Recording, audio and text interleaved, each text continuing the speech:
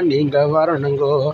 சாமி சாமி சாமி சாமி சாமி யாருங்கோ. எங்க சஞ்சலங்கள் நீங்கணும்னா நீங்க வரணுங்கோ. சர்க்கரையும் பாயாசமும் கலந்து வச்சேன் பாருங்கோ. சர்க்கரையும் பாயாசமும் கலந்து வச்சேன் பாருங்கோ. எங்க சஞ்சலங்கள் நீங்கணும்னா நீங்க வந்து பாருங்கோ. எங்க சஞ்சலங்கள் நீங்கணும்னா நீங்க வந்து பாருங்கோ.